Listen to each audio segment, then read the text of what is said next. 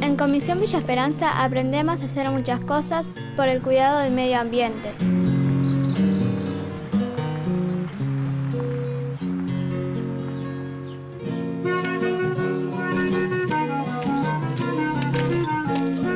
Nos enseñaron a hacer nuestra propia huerta orgánica.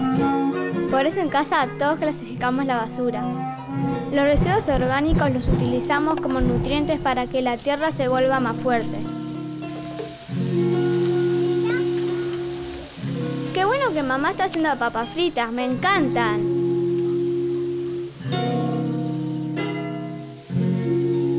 Aunque hay un problema, el aceite no lo podemos clasificar como el resto de la basura.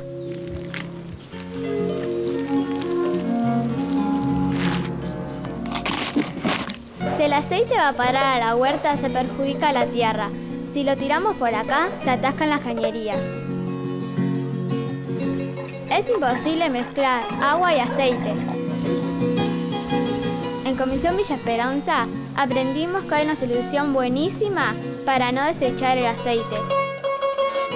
Hacer lindos jabones como estos. Con 1 litro de aceite usado se pueden hacer unos 10 jabones.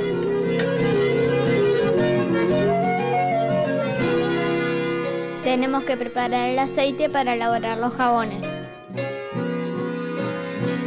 Quitarle los restos de comida. Ponerle una hierba de la huerta para darle rico olorcito. Yo elegí al romero.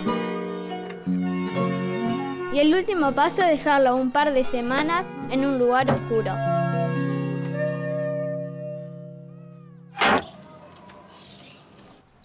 El aceite está pronto para ser reutilizado.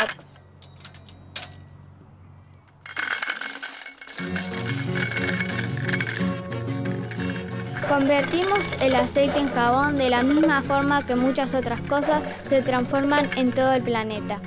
Por eso los llevo a Villa Esperanza, donde haremos jabones. Cosas viejas crean cosas nuevas.